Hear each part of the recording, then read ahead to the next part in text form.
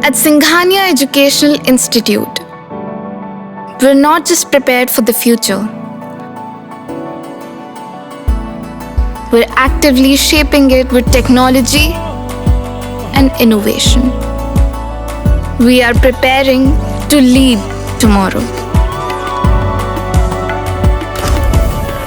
Singhania Educational Institute, cultivating knowledge. Refined oil और process जैसे unhealthy oils ने तो जैसे पूरे मार्केट पर कब्जा ही कर लिया है, मगर अब आप इसकी चिंता ना करें, क्योंकि आ गया है वंश कोल्हू का प्योर सरसों कच्ची घानी ऑयल। लकड़ी कोल्हू मेथड से तैयार, ये है नेचुरल और हेल्दी भी। वंश कोल्हू प्योर सरसों कच्ची घानी ऑयल के साथ। वंश कोल्हू, तेल सही मिलेगा यहीं। लोकसभा चुनाव को लेकर जैसे जैसे समय चौथे चरण की ओर बढ़ रहा है, मध्य यूपी की सियासत गर्माती जा रही है। सभी दलों के प्रत्याशी मतदाताओं को रिझाने में, जमीन नापने में कोई कसर नहीं छोड़ रहे हैं। शीर्ष नेता भी अपने प्रत्याशियों के समर्थन में जनसभाएं कर माहौल बनाने में जुटे हुए हैं।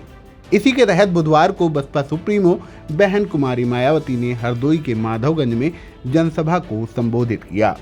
जनसभा का आयोजन 3 लोकसभा सीटों मिश्रिख, हरदोई व उन्नाव पर पार्टी के प्रत्याशियों के समर्थन में किया गया था। इनमें बसपा से मिश्रिख लोकसभा प्रत्याशी BR अहिरवार, हरदोई से भीमराव अंबेडकर व उन्नाव से अशोक पांडे शामिल हैं। तपती धूप के बीच जनसभा में बहन जी को सुनने हजारों समर्थकों का हुजूम उमड़ा था।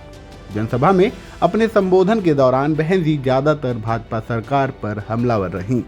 उन्होंने कहा कि केंद्र की राशन योजना से अति गरीबों का स्थायी भला नहीं होने वाला। केंद्र द्वारा देश में पिछले कुछ समय से अति गरीब परिवारों को अस्थायी तौर पर फ्री में जो थोड़ी सी खाद्य सामग्री या राशन आदि दी जा रही है, तो उससे इनका स्थायी तौर पर भला होने वाला नहीं है। और मुझे ये भी जानकारी मिली है कि पिछले कुछ समय से भारतीय जनता पार्टी की सरकार ने, केंद्र की सरकार ने पिछले कुछ समय से जो गरीब लोगों को स्थायी तौर पर जो फ्री में थोड़ा राशन दिया है, तो चुनाव के दौरान उसके एवज में भारतीय जनता पार्टी और RSS के लोग ये कहते घूम रहे हैं गांव-गांव में कि हमने आपको फ्री में राशन दिया है, आप हमें वोट दीजिए।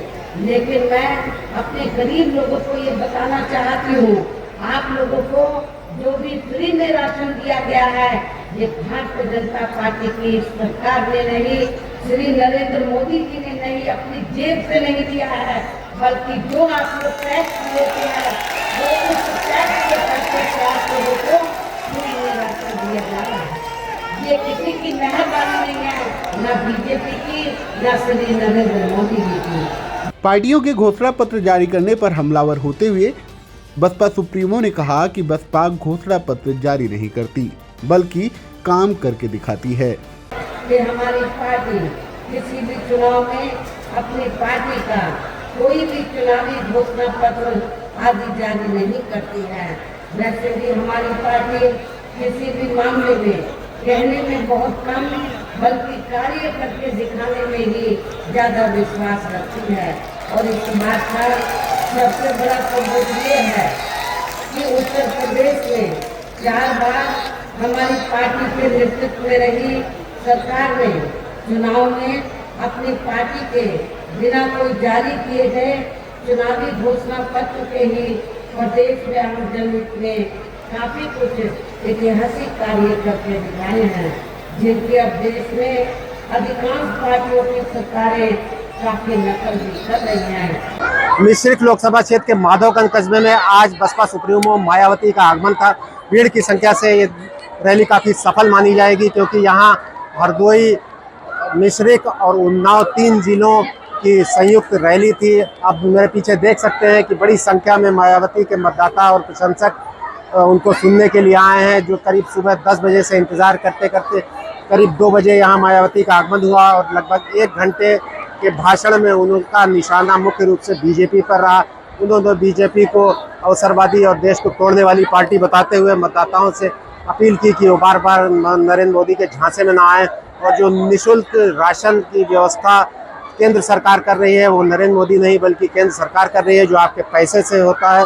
समाजवादी पार्टी को उन्होंने अवसरवादी पार्टी बताया और यूपीए के साथ और जो इंडिया गठबंधन है उसको भी उन्होंने अवसरवादिता बताया और अपने उत्तर प्रदेश और देश से जहाँ भी बीएसपी के प्रत्याशी खड़े हैं उनको भारी बहुमत से जिताने की अपील की।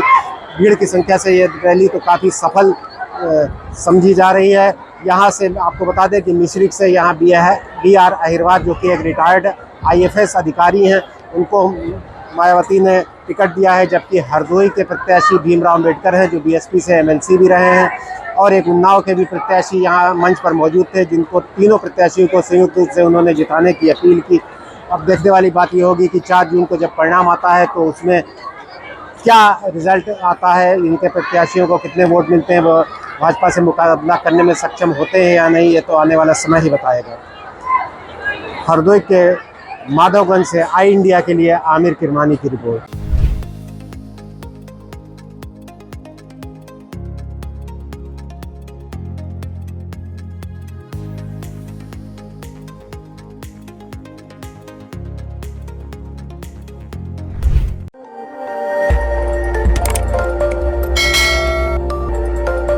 खबर आपकी, नजर हमारी। देखते रहिए आई इंडिया।